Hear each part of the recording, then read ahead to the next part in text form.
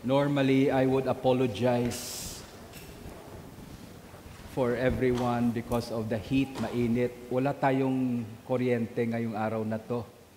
The brownout starts at 5. Talagang tiningnan ko kanina, 5 o'clock nag-umpisa. Babalik daw to mamaya 7 o'clock, 7 p.m. pa babalik ang kuryente. So we have a generator para may ilaw tayo and may microphone and the music. Kaya hindi masyado malakas yung mga electric fan natin. Okay? I will not apologize kasi pati ako damay naman eh. Lahat-lahat tayo, di ba? Mahihingi ako ng apology kung kayong naiinitan, tsaka ako naman malamig dito, malamig. Hindi, lahat tayo naiinitan. Okay? Mamaya nito, pagkatapos ng misa, tatanggalin ng mga deacons yung vestments ko. Pwede mo nang i-dilig sa halaman yung pawis. Okay? But praise God, Christianity is not a life of convenience.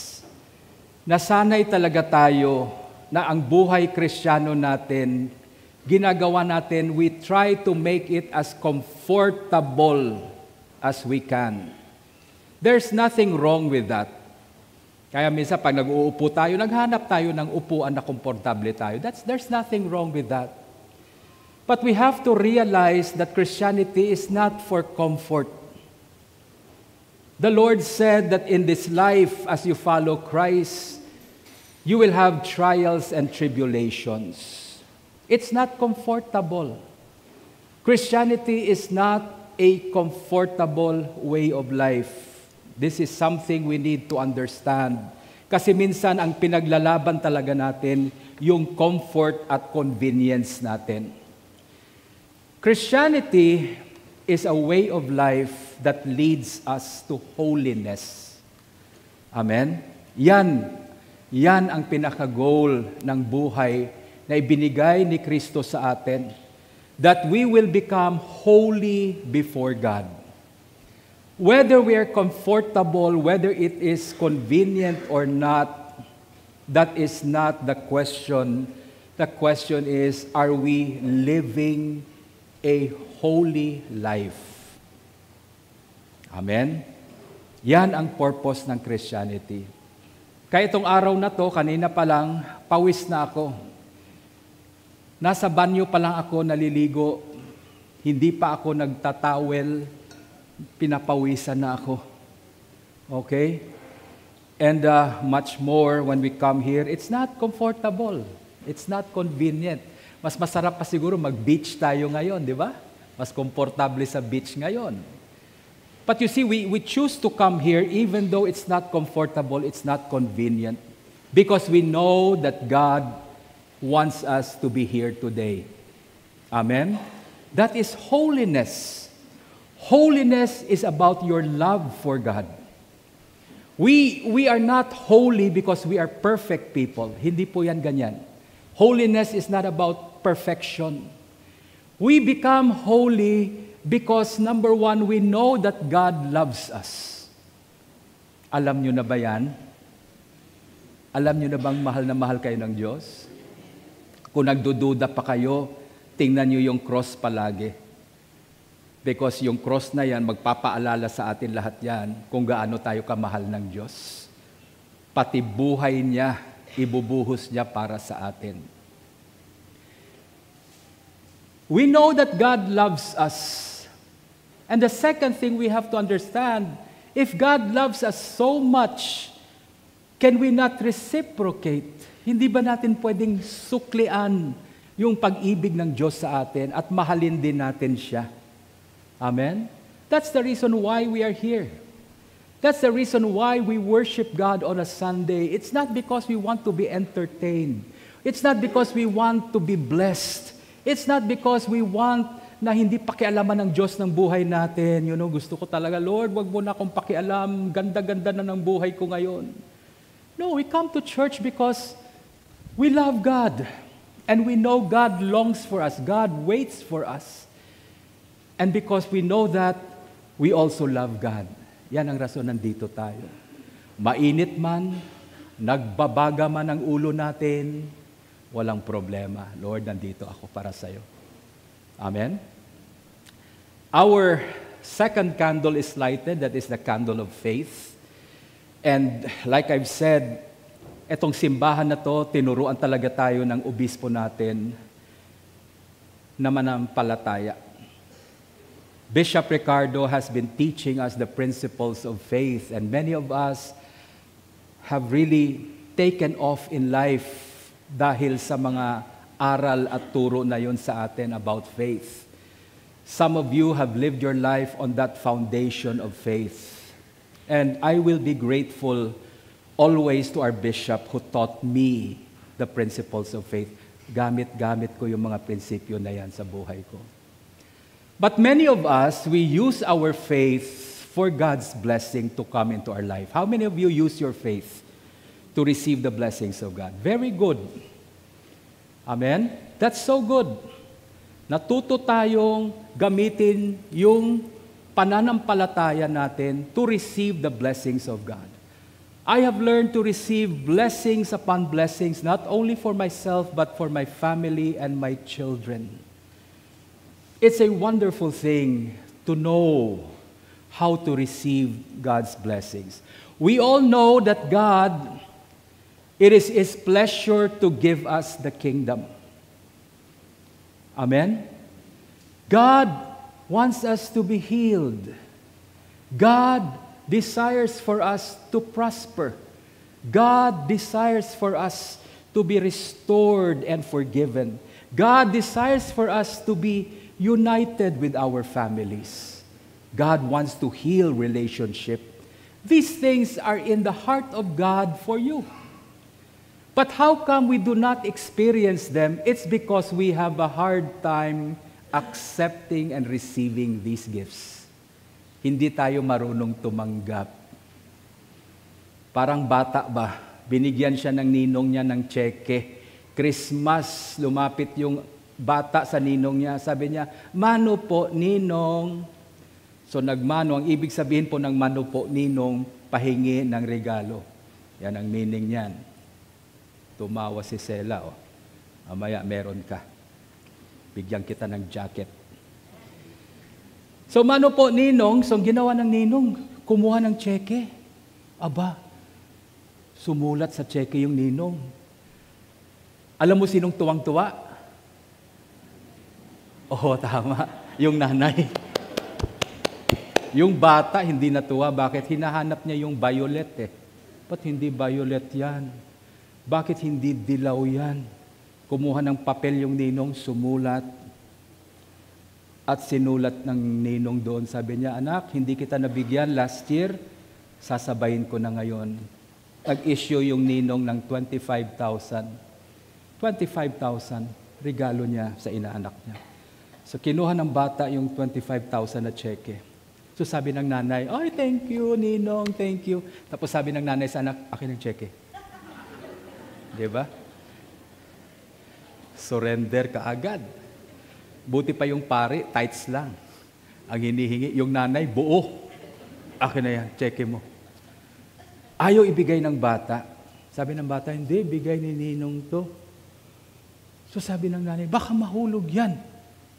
"Hindi, akin to." So hinawakan ng bata. So habang naglalaro, laro, enjoy, party. Pag uwi na sa bahay, sabi ng nanay, "Sana yung regalo ni ninong mo." Sabi niya, "Dito lang yun kanina, o kanina pa yun. Saan na ngayon?" Nawala ang tseke. Nawala ang tseke. So nagkagulo. Pinahanap, walang tsekeng nakita. The check was lost. Amen? Galit na galit yung nanay. Yung bata, parang wala lang. Wala namang value yung tseke. You see, it's the same thing with us. God is giving us so many gifts in our life, but we don't know the value. We know the price. Yan ang problema ng tao ngayon. Alam natin yung presyo. Kaya pag binigyan ka ng regalo, "Ay, sagaysano to. $99.50 to. Oh, alam mo yung presyo. But the value of the gift came from the heart of the giver. 99 pesos lang yan. Pero alam mo yung nagbigay niyan, wala ng pera. Yun niya yung last money niya, binili niya ng regalo para sa'yo. The value of the gift is much greater than the price sometimes. We don't value the gifts of God. That's why we don't receive them properly. Kaya minsan nagkakaletse-letse na yung pamilya natin, nagkakaletse-letse yung buhay natin, because we did not receive the gift of God that is supposed to take care of your life's problem.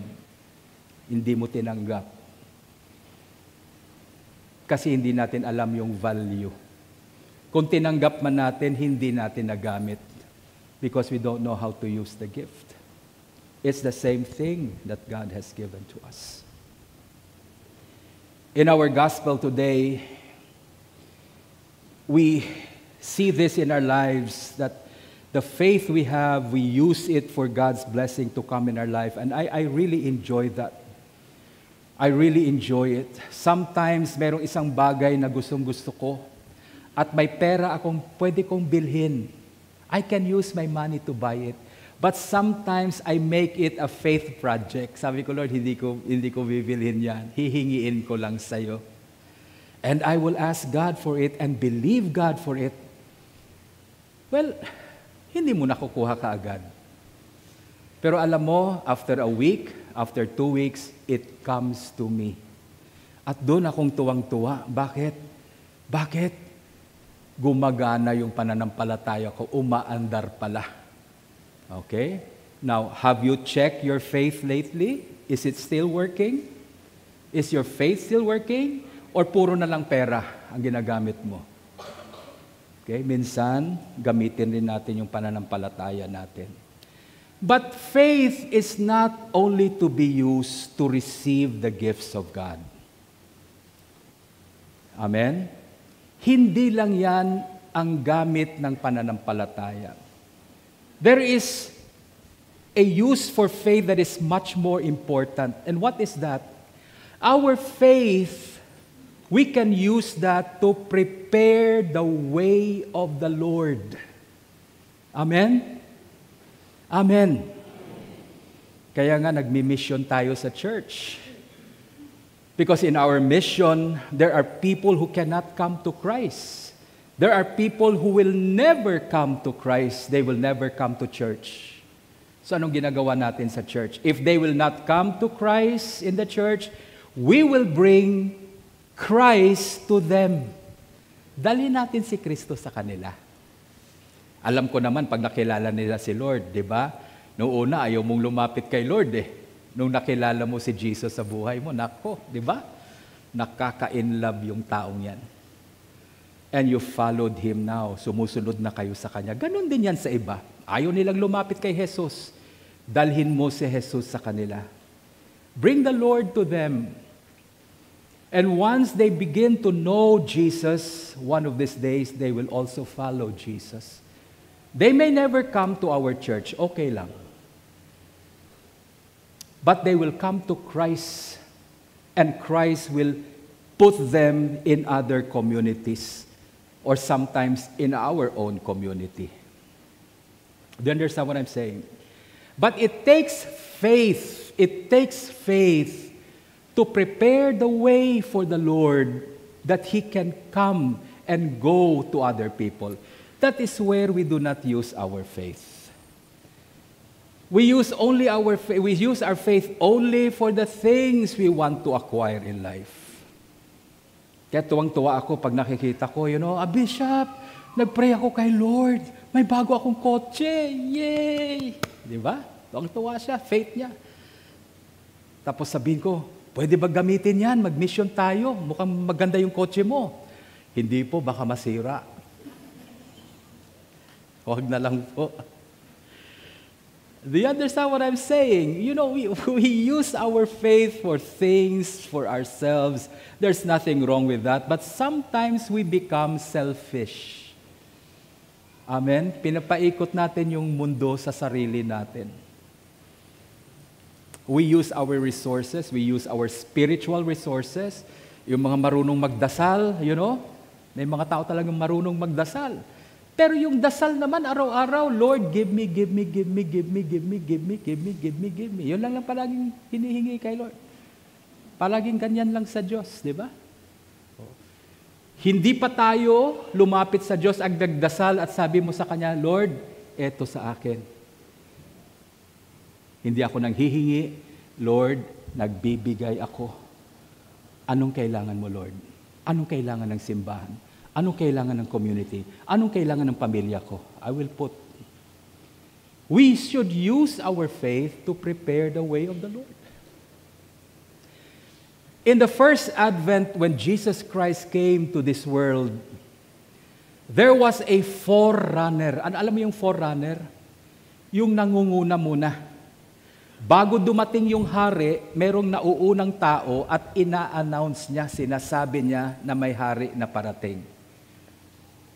Okay? This week, I was in Iloilo. Nagmisa ako doon. There was this big company who invited me to share the word to them and to celebrate the Eucharist there. Pag dating namin ni Deacon Boy doon, nagulat ako. Meron ng tarpaulin at nandun yung mataba kong muka.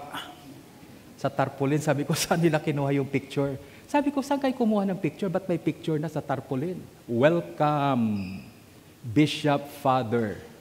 Oh, galing, ano? Bishop Father. Welcome, Bishop Father June Peñalosa. Speaker, topic, Tapos yung mukha ko nandun, ang taba-taba. Sabi ko, saan kayo kumuha ng picture? Sa YouTube, Bishop. Kinuha nila sa YouTube yung picture ko. Sabi ko, sana nagsabi kayo. Kasi meron akong mas maganda. Cute ako dito, cute. Well, anyway, nandun na yung picture. There was someone who announced my coming. There was someone telling everyone, prepare, prepare. Bishop is coming to town. You better watch out. You better not cry, Jesus Christ, when He came for the first time to us, He did not come instantly. But there was a forerunner who announced His coming. And that person was assigned by God. That's why in the first reading of Malachi, sinasabi na to. There is one voice crying in the wilderness, prepare the way of the Lord. Nandun pa lang yan sa Old Testament. And it was fulfilled when John the Baptist came. So John the Baptist was the man who prepared the way for the Lord's coming. Sabi niya, in the wilderness, when Jesus came, and the announcement came by John the Baptist, it was not in the temple. The announcement came in the wilderness. Saan ko nakilala si Jesus? Hindi po sa loob ng simbahan. I remember in my own life, I was in a wilderness. Nandun ako sa isang lugar, a wilderness. That's where I heard about Jesus because somebody announced. Amen? And the scripture says that John, he will make a highway in the wilderness. Every valley will be lifted up. Every high hill will be brought low. When you enter a jungle, when you enter a wilderness, especially in the Judean wilderness, kung saan si John the Baptist nagturo, ang daan dyan ganun. Up, down, up, down. It's so difficult to go there. Mahirap po pumunta doon. But the scripture says that He will make a highway in the wilderness.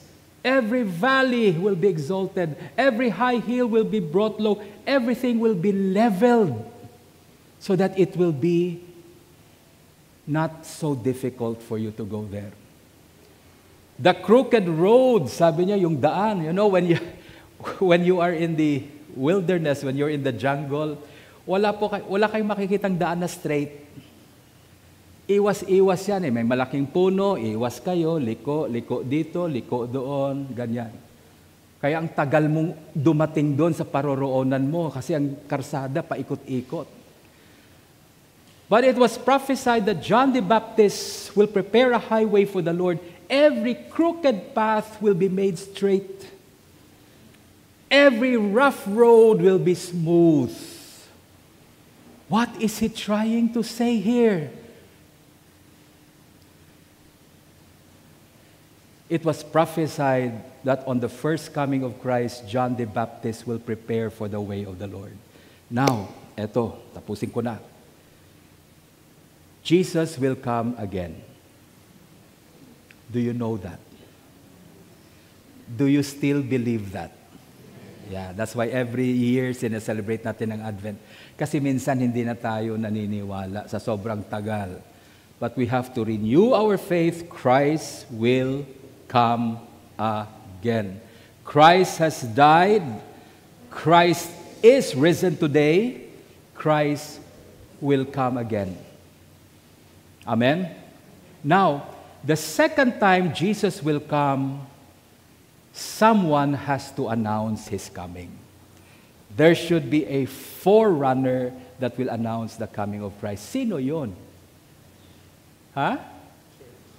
Okay, very good. May sumagot, church. When you talk of the church, hindi yan sila. Kasi minsan tayo, sa church, sila. When you talk about the church, it's us. It's us. The second time around Jesus will come, He requires us to prepare the way in the wilderness for Him. Amen?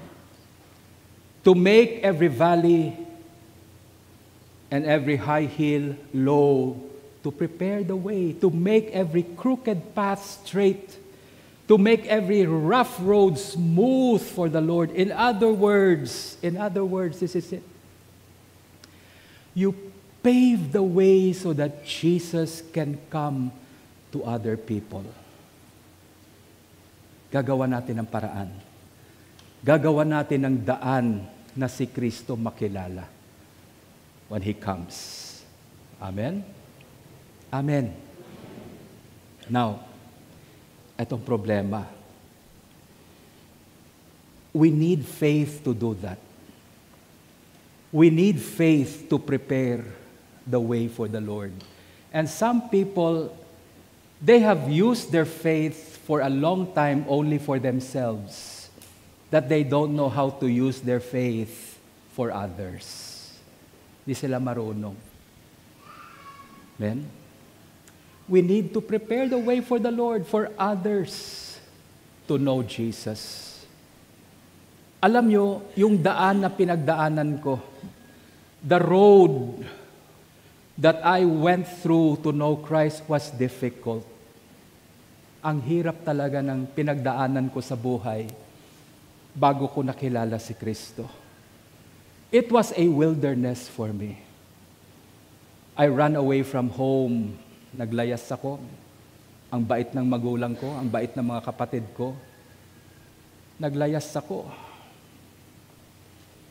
And I did so many things that I am not so proud of. There are things that I did in my past that I'm so ashamed na nagawa ko yun. Hindi maganda. Kaya nakilala ko si Kristo, pero wilderness ang pinagdaanan ko, ang hirap. Kaya ngayon mga kapatid, I spend my life and the remaining years of my life, I will spend it on making it easy for others to find Jesus. Mahirap kasi yung daan ko bago ko nakilala si Kristo. Kaya inaayos ko yung daan para sa iba, na pag hinanap nila si Kristo, hindi sila mahihirapan masyado. That's what the church is supposed to do. Huwag mong pahirapan ang tao makilala si Kristo. But you see, that's the problem with many Christians today. We make it so difficult for others to come to Christ. Pinapahirapan natin. Pag nagmimisa tayo, pag nagmisa, dapat luhod lahat, luhod. Paano yung iba? Masakit ang tuhod. Ay, hindi.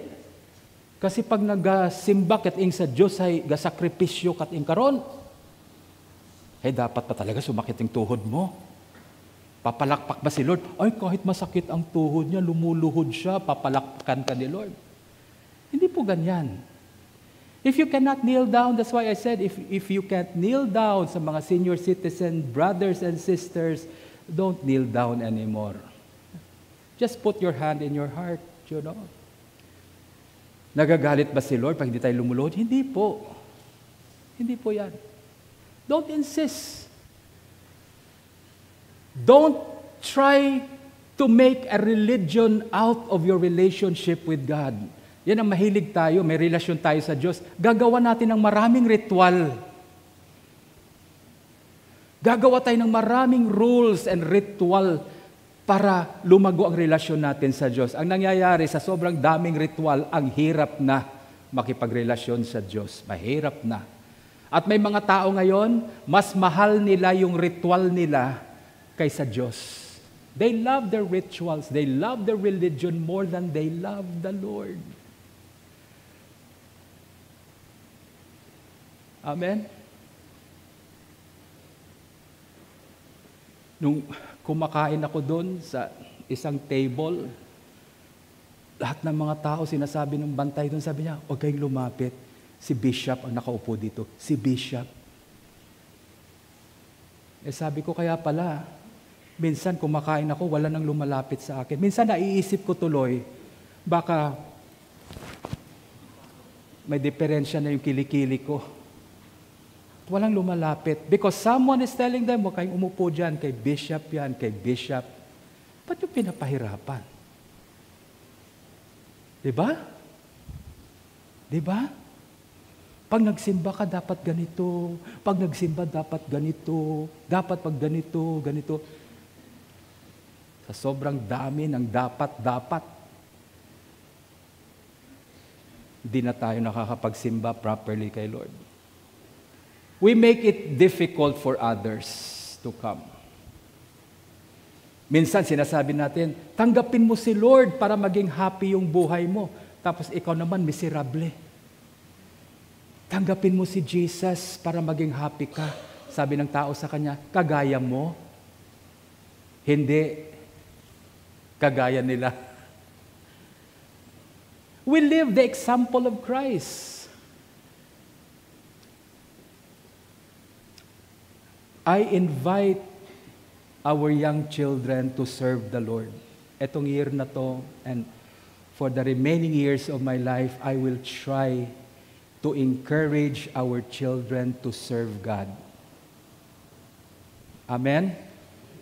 Hello? Amen. May mga magulang, ayaw nila mag-serve yung mga anak nila sa Diyos eh. Ayaw nila.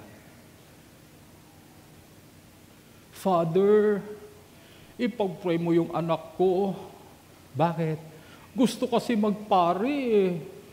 Ha? Anong masama doon? Sayang, Father. Ang gwapo pa naman. Ang gwapo pa naman, magpapari lang.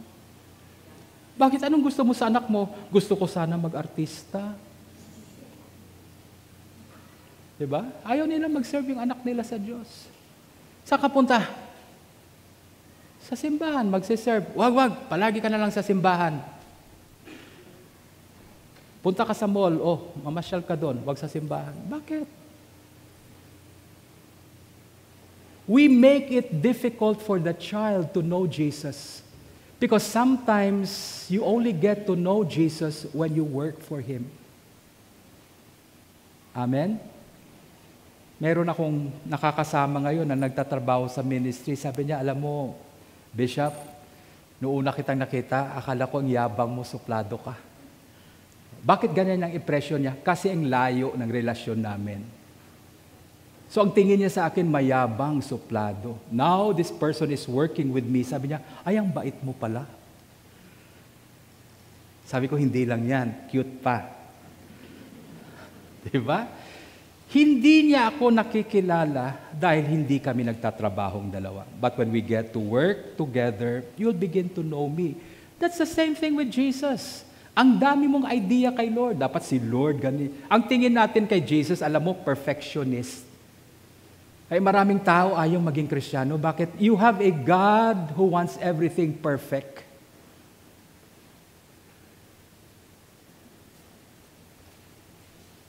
God is perfect, but He is not a perfectionist. Amen? He's not a perfectionist. He loves you and me even though we are not perfect. Mahal na mahal tayo ng Diyos kahit hindi tayo perfect. Why? Because He's not a perfectionist. He is not in love with perfection. God is in love with the person, not the perfection. Pero minsan yan ang ginagawa natin eh. Many years ago, we were in the church. May nag-attend na prostitute. A prostitute came. Hindi ko kilala. I did not know she was a prostitute. Except that the women, yung mga babae, alam nila, prostitute. So dumating, pagpasok ng babae na yon, ang bango ng simbahan, sa perfume niya lang, buong simbahan mabango. Maganda na siya. Ang problema niya, yung makeup niya, 1 inch yung kapal. Sabi ko, ba't ka pa nagme-makeup? Ang ganda-ganda mo na. Yun ang costume niya sa trabaho niya. Dapat mapula ang bibig, makapal yung eyebrow. So she was a prostitute. She came. And the reason she came, because she heard that in the church, there is a God in the church that would heal in spite of your weakness. May sakit yung anak niya. Meron siyang anak na tinatago niya. May sakit, and the child is so sick na hindi kaya ng doktor, hindi kaya ng pera niya, marami siyang pera. And so, nagmisa, nag-attend siya, during the mass, iyak siya ng iyak. She was crying. Nagtataka ko, sabi ko, anong problema itong babae na to? May kotse naman naghatid sa kanya sa church. Sabi ko, mayaman naman siguro to. Wala namang problema yung mukha nito, maganda naman. Ba't umiiyak to? Then after the mass, pagkatapos ng misa, nagpaalam sa akin. After we prayed for her child, pinagdasal ko yung anak niya, nagpaalam siya, sabi niya, Father, pwede ba akong bumalik next Sunday? Sabi ko, pwede. Amen? So bumalik siya nung following Sunday. Pagbalik niya ng second Sunday, nung nagpe-praise and worship kami, nako, talagang magaling siya sumayaw. Pero iba yung sayaw niya. Okay lang. Okay? So habang nagpe-praise and worship kami, talagang sayawan, palakpakan, siya naman ganyan ang ganyan. Okay lang, sige, iba yung sayaw niya. But she was so happy, she was so delighted about God. Until one day, may nagsabi sa kanya, pag nagsimba ka dito, mahiya ka sa Diyos. Iwanan mo na yung trabaho na yan. Napakadumi ng trabaho na yan. Kaya pag nagsimba ka dito, dapat malinis ka. Wow. The following Sunday, she did not come anymore. Bakit? May requirement na napakabigat, hindi pa niya kayang ibigay. Kaya nung nalaman ko, tinanong ko yung mga tao, sino sa inyo nagsisimba na walang kasalanan? Aber. Sino sa inyo nagsisimba dito na walang kasalanan? Sige, taas niyo yung kamay niyo. Sino sa inyo nagsisimba dito na inosente, wala talagang kasalanan? Sino sa inyo nagsisimba dito na may kasalanan? Kasama na ako doon. Lahat tayo makasalanan. Etong tanong ko, ni-require ba kayo ni Jesus na pagpasok nyo dito, dapat perfect ang buhay mo? Did Jesus require you of that? He did not require that. Diba? Diba? Sabi ni Jesus sa atin, punta kayo. Lord, makasalanan ako. Sige lang, punta ka. Imbitado kita. And that's what happens when we put stumbling block on people, hindi sila makalapit kay Kristo. Ganon din tayo minsan. We make it hard for people to know Jesus. We should prepare the way for the Lord. We should not be a stumbling block. We should not be the people who will make it hard for people to find Christ. Like John the Baptist, he was the voice crying out in the wilderness. He was in the world. He was in the place where the people are. Sinners, prostitutes, thieves, lahat ng makasalanan, nandun si John the Baptist. It was a wilderness crying, make straight for the way of the Lord. Repent, for the kingdom of God is near. The kingdom of God is coming. Jesus is coming now. Make a highway for Him. Amen. The second time Jesus will arrive, the church will have to prepare the way for Him. Not the John the Baptist. Hindi na si John the Baptist. Tapos na yung trabaho niya. That was on the first advent. The second advent that will come, we prepare the way for Him. Now, Father June, paano namin ma-prepare yung way kay Lord? Unahin mo muna yung sarili mo. Make a highway in your heart. Amen? Amen? Clear your heart. Every valley, every lofty hill, make it level in your heart so that Christ will always have a way in your heart. When we begin to do that, binubuksan natin yung puso natin, piniprepare natin yung puso natin para si Kristo pwedeng pumasok anytime. Pwede siyang pumasok sa puso mo. When we do that, then we can already prepare the way for other people also to know Jesus, to find Christ in their life.